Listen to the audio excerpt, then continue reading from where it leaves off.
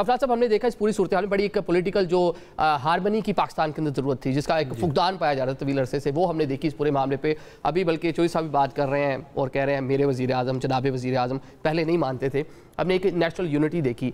लेकिन इस पूरे मामले में अज़मा बुखारी साहब का एक बयान आता है कि मियाँ साहब इस पूरे मामले की निगरानी करते। चलिए ये मुझे बता दें कि ऑपरेशन की रात एक तो मियाँ साहब कहाँ थे, क्योंकि पीटीआई के दोस्त इस पर बात करें, पूछ रहे हैं। और सामो पीटीआई के लोग यही कह रहे हैं गंडापुर साहब इस्लामाबाद डी चौक से गए थे, 16 ज़िले क्रॉस करके केपी के असम्बली पहुंचे थे, किसने यकीन नहीं किया था उनकी बात पे। तो अभी जो बयान आपकी क़यादत की जानिब से आए हैं उनसे रिलेट करके उस पर पीटीआई यकीन नहीं कर रही। लेकिन कोई किसी बात पे यकीन करता है नहीं करता उसका तो मैं ज़्यादा कुछ नहीं कर सकता। लेकिन मियाँ नवाज शरीफ साहब जो है वो तकरीबन आप समझ लें 3 या 4 मई से जो है वो इस्लामाबाद में प्राइम मिनिस्टर हाउस में ही थे।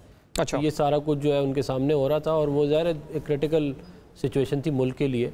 तो और वो लीडर है पाकिस्तान के, बहुत बड़े सियासी लीडर हैं, 3 दफ़ा वज़ीर आज़म रह चुके हैं। तो वो अपनी जो इनपुट, जो उनकी सिफारतकारी में इनपुट दे सकते थे, जो उनके कनेक्शंस थे, वो सारे इस्तेमाल करके वो जो भी कर सकते। हर कोई अपनी अपनी जगह पे लगा हुआ था।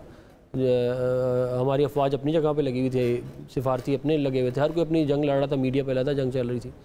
तो वो उन्होंने अपनी इनपुट बिल्कुल उसके अंदर दिए। देखें, और ये बात आप ध्यान में रखें कि जो बड़े फैसले होते हैं ना, मैं आपको वैसे एक बात बता रहा हूँ, वो मियाँ साहब ही करते हैं, ये आप ध्यान में रखें। ठीक है, जो डे टू डे अफेयर्स है वो नहीं उसमें इंटरफेयर करते, लेकिन अगर कोई बड़ा मसाइल हो तो वही उनके हाथ में होता है।